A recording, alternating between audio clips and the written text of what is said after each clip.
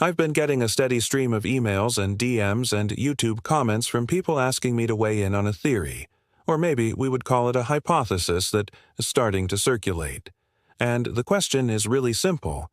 Is there already a quiet movement inside the Republican Party, maybe inside Trump's inner circle, certainly inside JD Vance's staff, that is setting the stage for Vice President JD chance to become president if Donald Trump dies while in office? Now, I want to be clear about two things. This is speculative, and also the definition of being vice president is being ready to become president if the president dies.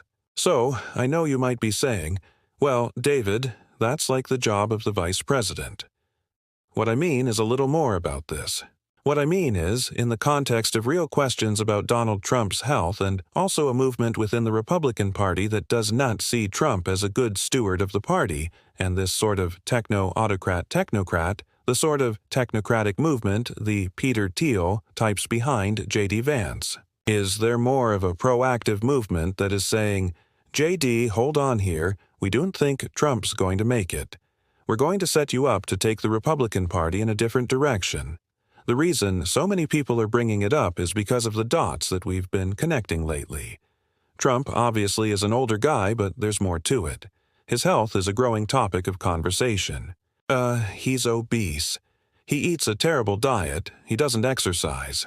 His ankles are extraordinarily swollen. Both hands are bruised. He seems to struggle to walk in a straight line. His eyes are regularly swollen red and tearing up. He's up all night sometimes, seemingly dissembling and disoriented, slurred speeches, meandering thoughts. And the fact that being president for most presidents, people who are actually doing the job, it's an extraordinarily stressful thing. And so on paper, the answer obviously is, well, the reason you have a vice president is in such a scenario where the president were to pass away in office, JD Vance is ready. That's how the line of succession works. But what's interesting, and what people have been writing to me about, is how JD Vance may be deliberately positioning himself since the inauguration. JD Vance is visible, but he's not too visible. He shows up for big policy announcements and for major fundraisers, and he's in the Oval Office sitting there when Trump is meeting with world leaders, but he's not glued to Trump's hip. He's not jumping in to defend every bizarre truth social post. He defends some of them, but not all of them. And so the idea that many of you had that you've written to me about is that Donald Trump may be playing a little bit of a different game here. A game where Vance stays close enough to benefit from Trump's base, but far enough that if Trump goes down, he can plausibly say, I'm my own man. We are going to go in a different direction. Now, behind the scenes, Vance is sort of building something real. He's doing high-profile stuff of his own, committee appearances, talking about foreign policy. And so, you get the sense that Vance wants to get all the benefit he can from being around Trump, but he wants to be his own man in a sense. And those to me are the moves of someone who's thinking of their own presidency. Maybe that means 2028, but maybe it means sooner.